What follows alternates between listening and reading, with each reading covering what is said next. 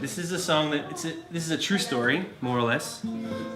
It's called "Saving Kathleen," and I wrote the song based on more or less true events that happened in the 50s. My grandparents are Irish and they immigrated to Australia, and my grandfather was working on like an infrastructure project, building a dam or something, and the family, my dad and my grandparents lived in this caravan next to a river, actually 2 caravans, and this guy. There was a bit of a union dispute or something, and this one guy blew up a dam in the river, and the river flooded, and it washed the caravans away. It was going to wash the caravans away, but they got up and got out in time. They saved 1 out of 2 caravans. They lost all their stuff, but they survived. And that part's true, but I fictionalised it a little bit because I made the hero in my story a stranger who was watching from afar and had fallen in love with my grandmother and decided to save the family, which kind of takes away from my grandfather's heroism of saving which is unfortunate. But actually, when I wrote the song, I didn't know the full story. I remembered this vague story my grandmother had told me, and I was like, I wrote a song about that, and it turns out it's all true. And now I'm like, oh, sorry, Grandpa. But, anyway, it's called Saving Kathleen.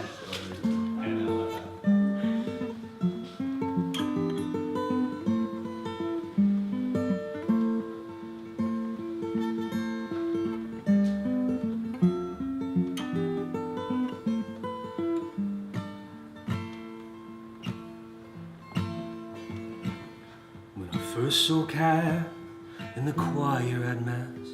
She was auburn, smiling and singing. Her and children 3, no husband to see. I heard he's working away for the spring. They lived out of town on the south bank of Brown Creek in a caravan all painted grey. And it's the greatest shame, but I'll call it luck just the same. Kath took my eyes that day. My God, she's still here under my skin, flooding my veins like gin. She's still here under my skin. That old Tommy Morton, he thought he was proper important, till he messed up just one last thing. He was fired without warning just yesterday morning, and there's not one to take it on the chin. And it goes without saying, if you let a man go and don't pay him, take back the company keys. 'Cause Tommy knew alright where they kept the dynamite, and he's cleaned out the whole bloody side. Oh, but my God, she's still here under my skin, flooding my veins like gin. She's still here under my skin. Oh, Kathleen, can't you see that the waters are rising and I can't do a thing about that?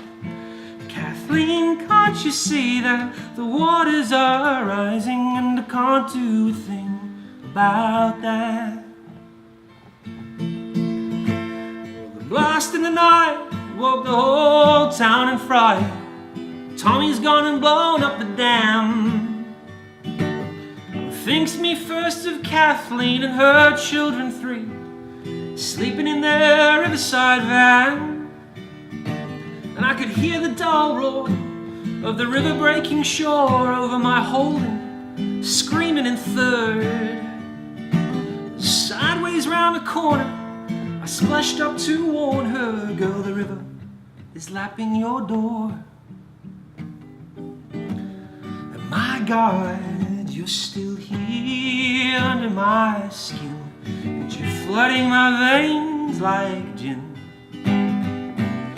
Still here under my skin.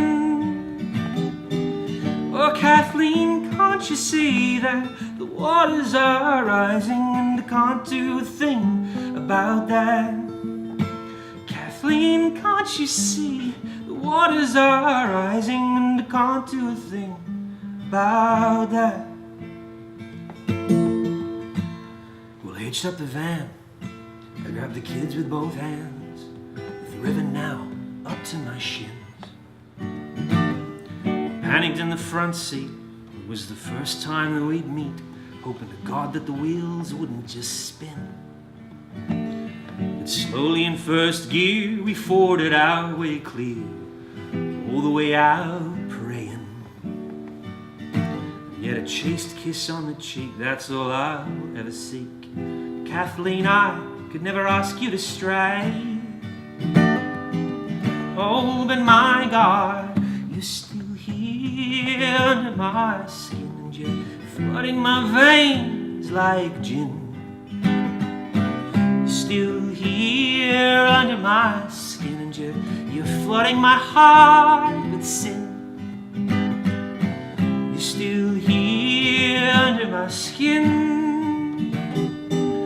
Oh, Kathleen, can't you see the waters are rising and I can't do a thing about that? Kathleen, can't you see the waters are rising and I can't do a thing about that?